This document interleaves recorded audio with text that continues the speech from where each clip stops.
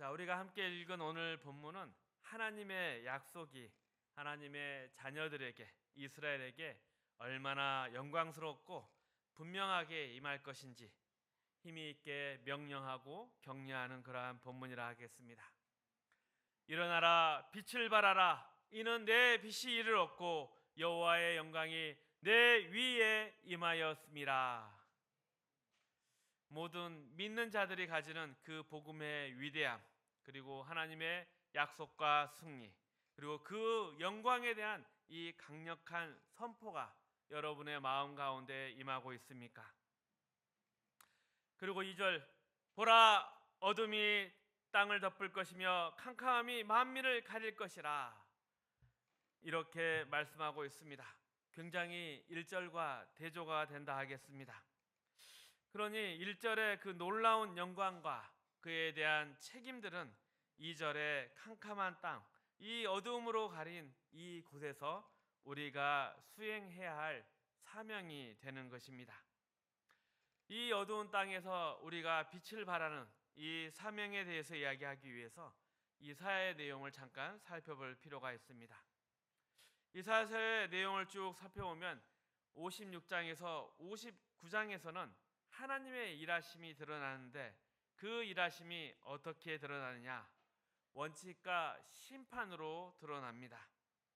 이스라엘이 그들이 범한 죄, 그리고 하나님과 맺었던 그 약속의 실패들, 그리고 도덕적 타락에 의해서 하나님이 심판합니다. 하나님께 멸망을 당하는 것이죠. 그래서 이런 하나님의 통치에 대해서 우리는 율법과 심판으로 이해할 수 있을 것입니다.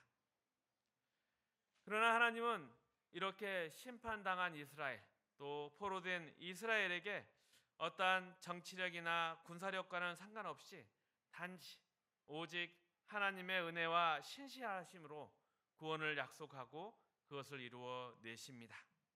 이스라엘이 고향으로 돌아오게 되고, 또 포로에 잡혔던 그 나라에서 지원을 받아서 예루살렘을 재건하게 됩니다.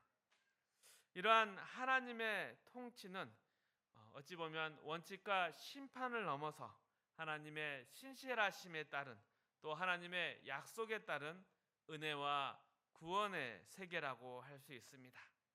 그러니 하나님의 원칙과 심판, 그리고 또 그 위에 있는 은혜와 구원. 하지만 이스라엘이 돌아온 곳은 분명 하나님의 약속의 성취였고 또 하나님의 구원이었습니다. 하지만 그들이 되돌아온 자리는 험난한 곳이었습니다. 땅은 이미 황폐해졌고 흉년이 들고 또 기근이 심했으며, 예루살렘을 재건하는 일은 70년 기간 동안에 그 땅에 들어왔던 이주민들에 의해서 방해받고 주변 나라들이 방해하고 있습니다. 그래서 돌아온 이스라엘은 실망하고 낙심해서 거의 포기할 지경에 이릅니다. 구약의 끄트머리에 있는 말라기에서도 증언하듯이 모두가 이제는 신앙에 대한 마음은 없고 인생에 대한 소망도 없이 의지도 없이 그저 체념하고 원망하고 사는 망한 나라의 백성들이 되고 맙니다. 과연 그런 곳에서 하나님은 무엇을 하시는 것일까요? 이것은 이스라엘뿐만 아니라 우리가 하나님께 묻는 가장 큰 질문입니다. 왜냐하면 이런 상황이 이스라엘의 역사이기도 하지만 우리의 현실이기도 합니다. 분명히 예수 믿고 사는 신앙생활에 감격과 뭔가 회복, 또 용서와 소망이 있는데도 불구하고 시간이 지남에 따라 그 모든 것들이 잊혀지고 낙심되어서 현실에 타협하고 힘을 낼 수 없었던 현실이 지난 2000년 동안의 기독교 역사이며 우리의 인생이었습니다. 이 고난 속에서 하나님께서 은혜를 베푸시고 구원을 이루신 것이 사실이면서도 우리 마음에 썩 좋지는 않습니다. 이 모든 것들이 우리 마음에 다 들지가 않습니다. 우리가 소원하는 것 모두가 응답받은 것들이 아니어서 늘 현실은 의심과 고통, 그리고 도망갈 수 없어서 우리는 쩔쩔매고 있습니다. 우리가 그렇게 이사야서 59장까지 온 것입니다. 고난은 우리의 인생보다 큽니다. 고난은 우리의 믿음보다 더 큰 것 같습니다. 그러나 하나님의 원칙과 심판을 넘어서 우리에게 은혜와 약속을 주실 수 있었다면 결국 우리의 믿음과 인생 또 존재와 운명이 현실의 고난보다 더 큰 것임을 증명하는 자리까지 우리는 갈 것입니다. 그래서 이제 이사야서 60장이 나옵니다. 일어나 빛을 발하라. 일어나 빛을 발하라. 이런 명령은 어찌 보면 이사야서를 읽으면서 참 갑작스럽고 느닷없다 할 수 있습니다. 하지만 이 문제에 대한 기가 막힌 답이 신약 성경 로마서 8장에 나옵니다. 우리 함께 읽어보겠습니다. 로마서 8장 1절 2절. 그러므로 이제 그리스도 예수 안에 있는 자에게는 결코 정죄함이 없나니 이는 그리스도 예수 안에 있는 생명의 성령의 법이 죄와 사망의 법에서 너를 해방하였음이라. 우리가 너무나도 잘 아는 말씀입니다. 생명의 성령의 법이 죄와 사망의 법에 있던 우리를 구원하였습니다. 말하자면 인류의 현실이 죄와 사망의 법이었고 이제 거기에 생명의 성령의 법이 들어온 셈입니다. 생명의 성령의 법이 들어온 이유는 우리 스스로가 이 현실의 죄와 사망의 법을 이길 수 없었기 때문입니다. 그것이 로마서 7장 24절에 표현되어 있습니다. 오라 나는 공고한 사람이로다. 이 사망의 몸에서 누가 나를 건져내랴. 이 구절에 우리의 현실이 압축되어 있었습니다.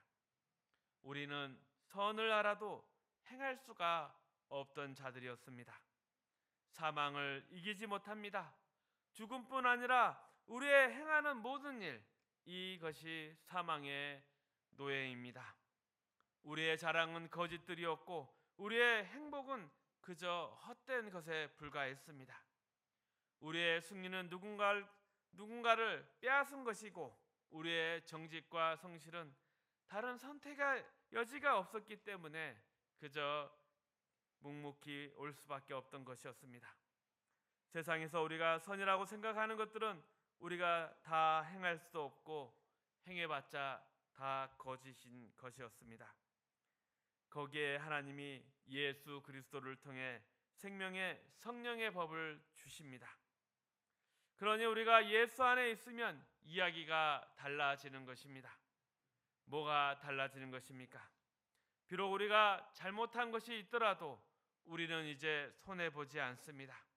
성경은 분명히 선언하고 있습니다. 로마서 8장 28절 말씀 함께 읽겠습니다. 우리가 알거니와 하나님을 사랑하는 자 곧 그의 뜻대로 부르심을 입은 자들에게는 아멘. 예수 믿으면서 가장 놀라운 기적은 우리가 잘못했는데도 하나님이 그 안에 은혜를 담아 내신다는 것입니다.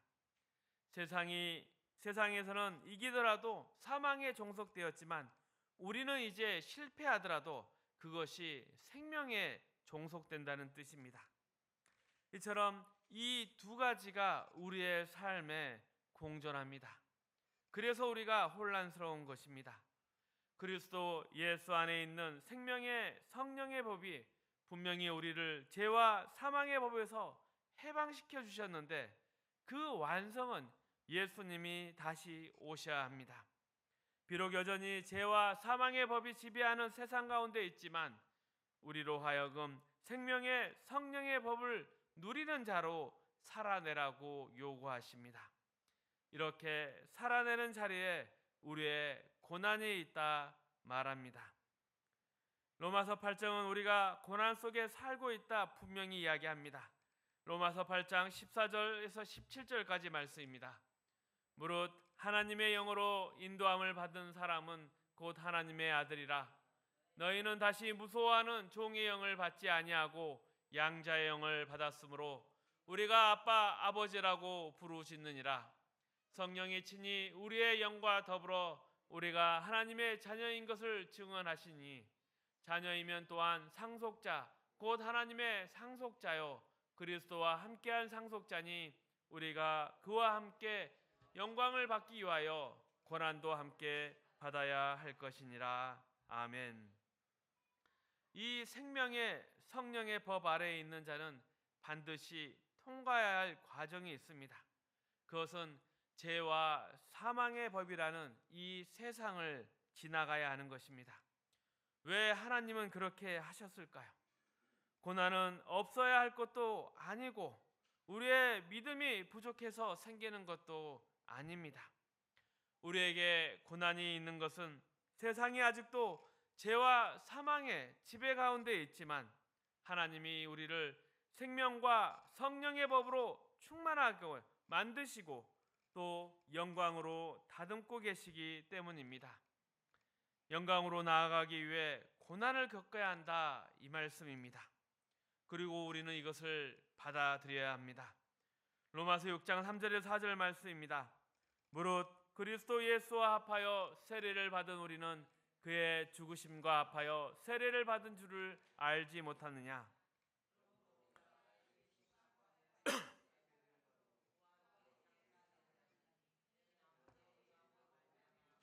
그리스도를 죽은 자 가운데서 살리심과 같이 우리로 또한 새 생명 가운데 행하게 하려 함이라. 아멘.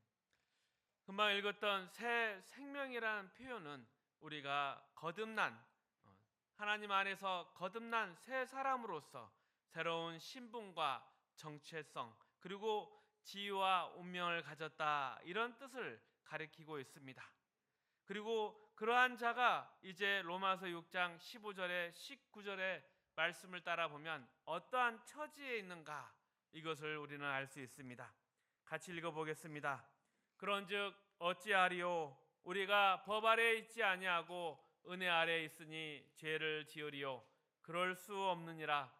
너희 자신을 종으로 내주어 누구에게 순종하든지 그 순종함을 받는 자의 종이 되는 줄을 너희가 알지 못하느냐. 혹은 죄의 종으로 사망에 이르고 혹은 순종의 종으로 의에 이르니라.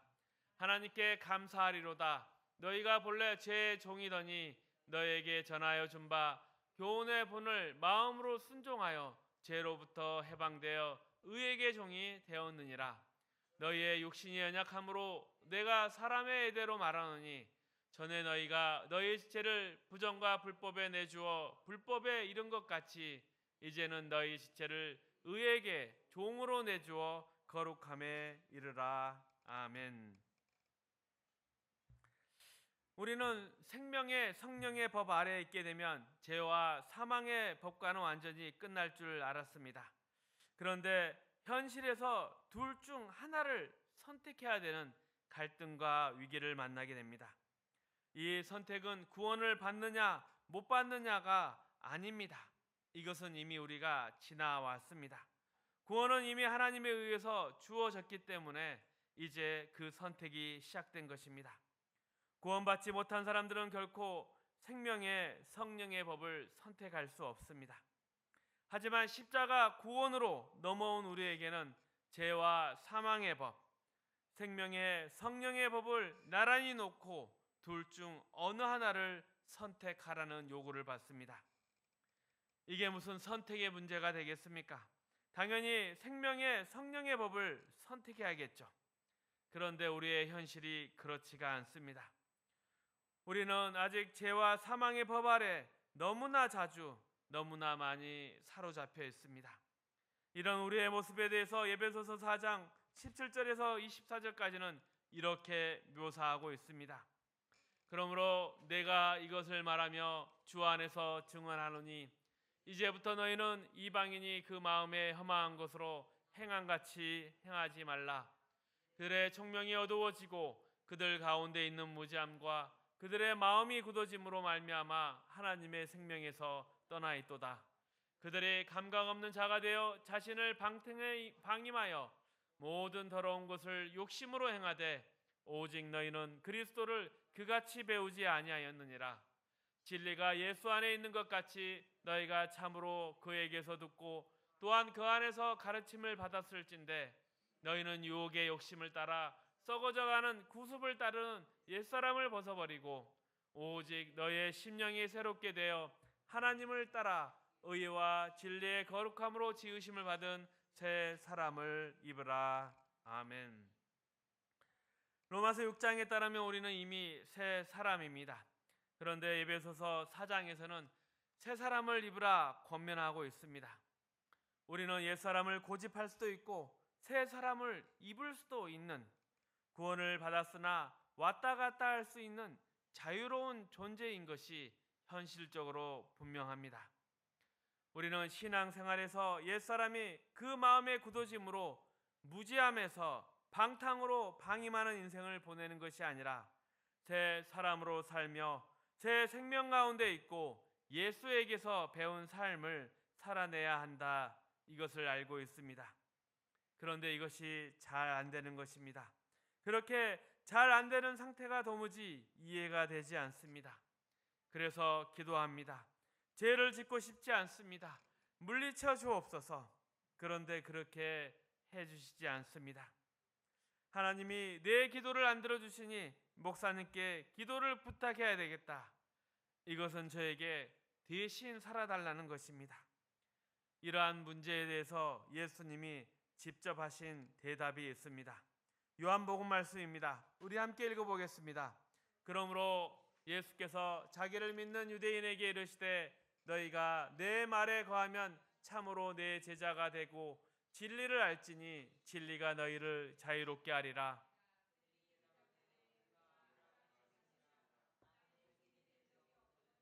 남의 종이든지 여건을 어찌하여 우리가 자유롭게 되리라 하느냐. 예수께서 대답하시되 진실로 진실로 너희에게 이르노니 죄를 범하는 자마다 제 종이니라. 종 영원히 집에 거하지 못하되 아들은 영원히 거하나니 그러므로 아들이 너희를 자유롭게 하면 너희가 참으로 자유로우리라. 나도 너희가 아브라함의 자손인 줄을 아노라.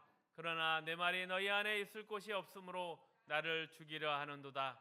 나는 내 아버지에게서 본 것을 말하고 너희는 너희 아버지에게서 들은 것을 행하니라. 대답하여 이르되 우리 아버지는 아브라함이라 하니 예수께서 이르시되 너희가 아브라함의 자손이면 아브라함이 행한 일들을 할 것이거늘 지금 하나님께 들은 진리를 너희에게 말한 사람인 나를 죽이려 하는도다.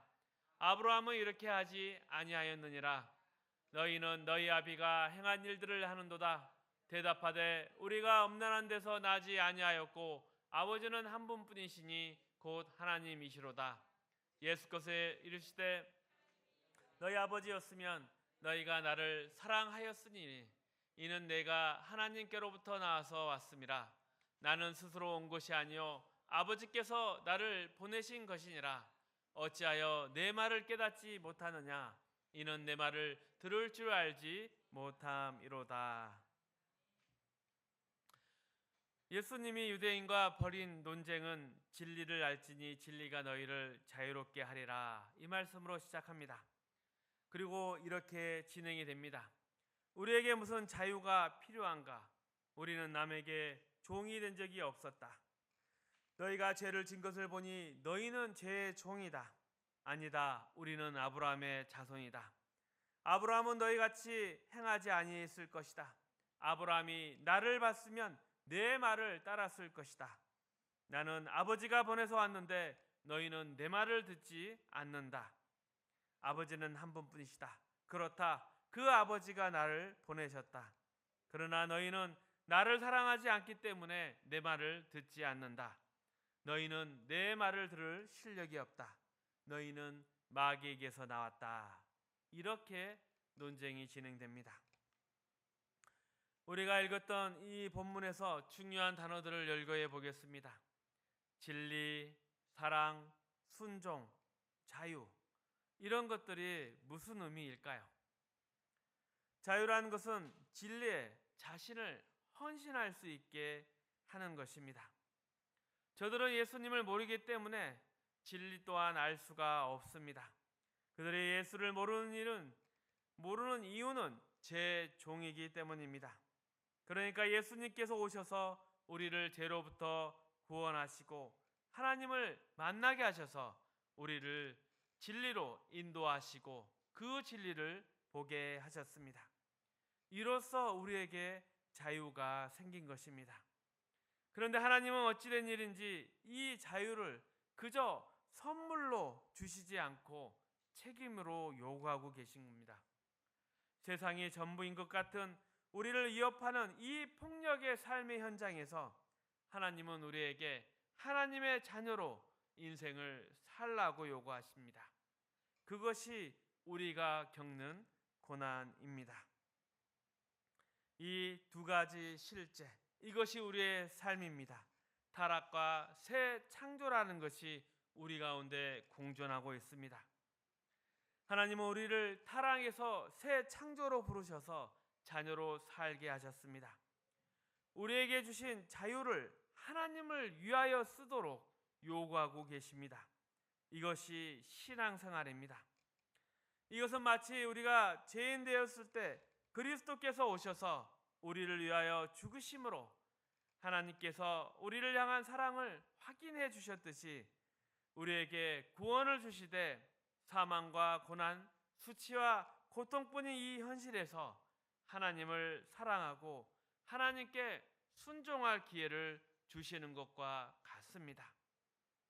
우리는 고통이라는 문제 때문에 이 가치가 부정적으로 보입니다. 그러나 예수님은 이 땅에 오셔서 인생을 사셨고 배신과 고난, 수치와 조롱, 폭력 속에서 죽으시는 그 모든 것을 명예와 기쁨으로 하셨습니다. 그리고 하나님은 이렇게 당신의 영광으로서 예수 그리스도의 죽음을 맨 위에 놓으셨습니다. 빌립보서 2장 9절에서 11절 말씀입니다. 이러므로 하나님이 그를 지극히 높여 모든 이름 위에 뛰어난 이름을 주사 하늘에 있는 자들과 땅에 있는 자들과 땅 아래에 있는 자들로 모든 무릎을 예수의 이름에 꿇게 하시고 모든 입으로 예수 그리스도를 주라 시인하여 하나님 아버지께 영광을 돌리게 하셨느니라. 하나님이 우리에게 고난을 요구하시는 것은 고난 속에서 하나님이 허락하신 새 창조, 곧 구원을 살아내라 하신 것입니다. 그리고 이것이 우리의 명예가 되는 것입니다. 하나님께서 너는 내 뒤에 숨어 이렇게 말씀하시는 것이 아니라 나와 함께 가자, 나와 함께 싸우자, 이렇게 책임을 나누기를 요청하고 계신 것입니다. 자녀에게 이것이 영광입니다. 모두 하나님의 자녀의 영광입니다. 이것을 에베소서 5장 8절에서 14절에 이렇게 설명하고 있습니다. 너희가 전에는 어둠이더니 이제는 주 안에서 빛이라. 빛의 자녀들처럼 행하라. 빛의 열매는 모든 착함과 의로움과 진실함에 있느니라. 주를 기쁘시게 할 것이 무엇인가 시험하여 보라. 너희는 열매 없는 어둠의 일에 참여하지 말고 도리어 책망하라. 그들이 은밀히 행하는 것들은 말하기도 부끄러운 것들이라. 그러나 책망을 받는 모든 것은 빛으로 말미암아 드러나느니 드러나는 것마다 빛이니라. 그러므로 이르시기를 잠자는 자여 깨어서 죽은 자들 가운데서 일어나라. 그리스도께서 너에게 비추이시리라 하셨느니라. 아멘. 은밀히 행하고 부끄럽게 행한 것들이 빛 가운데 드러나게 하심으로써 하나님이 우리를 고치시고 회복시키시고 더 멋진 길로 나아가게 하십니다. 남들을 비난하고 정죄하는 것이 빛이 아니라 우리 자신을 위한 빛이 될 것입니다. 그러니 이사야서 말씀처럼 일어나서 빛을 비추십시오. 일어나 빛을 비추라. 에베소서 5장 15절 16절 말씀입니다. 그런즉 너희가 어떻게 행할지를 자세히 주의하여 지혜 없는 자 같이 하지 말고 오직 지혜 있는 자 같이 하여 세월을 아끼라. 때가 악하니라. 그래서 우리의 삶의 현장에서 우리는 각자의 시간을 살아가야 합니다. 외치고 주장하는 것으로 끝내는 것이 아니라 이제는 삶의 자리에서 살아내셔야 합니다. 우리의 삶을 채워야 합니다. 모든 경우에 하나님의 자녀답게 생각하고 분별하고 선택하고 책임져야 할 것입니다. 각자의 자리에서 하나님 자녀의 역할을 당당히 살아가야 하는 것입니다. 15절, 17절, 18절의 말씀입니다. 그러므로 어리석은 자가 되지 말고 오직 주의 뜻이 무엇인가 이해하라. 술 취하지 말라. 이는 방탕한 것이니 오직 성령으로 충만함을 받으라. 도망가지 마십시오. 면책을 요구하지도 마십시오. 깨어 있으십시오. 거기서 당해야 되는 것을 당하고 있어야 될 자리를 지켜내셔야 하는 것입니다. 그것이 이 본문에서 말하는 술 취하지 말라입니다. 여러분이 하고 싶은 만큼 하지 못하는 신앙 실력에 대해서는 그저 다음번에 더 잘하겠다고 속으로 우셔도 되는 것입니다. 하지만 포기하지 마시고 끝까지 매 순간 일어나셔야 하는 것입니다. 매 순간 자라나셔야 되는 것입니다. 그리고 그 경험을 통해서 우리의 실력이 자라나야 하는 것입니다. 에베소서 5장 19절 21절 말씀입니다. 시와 찬송과 신령한 노래들로 서로 화답하며 너희 마음으로 주께 노래하며 찬송하며 범사의 우리 주 예수 그리스도의 이름으로 항상 아버지 하나님께 감사하며 그리스도를 경외함으로 피차 복종하라. 이러한 것들이 나오려면 앞의 것들을 행할 수 있어야만 가능한 것입니다. 그리고 그것은 다만 우리의 노래도 소원도 아니고 우리가 맡은 역할이 무엇인지 알고 그대로 사는 자들만 이러한 고백과 찬양을 할 수 있는 것입니다. 이것이 믿는 자 하나님의 자녀의 진정한 찬송이요 감사와 복종인 것입니다. 우리는 저도 끝나지 않고 실패가 끝일 수 없는 운명을 가지고 있습니다. 그래서 오늘 이곳에서 빛으로 살 수 있고 살아야 하는 것입니다. 이것이 바로 우리의 자유이자 책임이며 권리이며 영광인 것입니다. 이것이 하나님 아버지께 돌릴 수 있는 감사와 영광이며 우리의 명예인 것입니다. 이러한 하나님의 자녀다움을 가지고 빛과 소금으로 살아가는 저와 여러분 되시기를 축복합니다.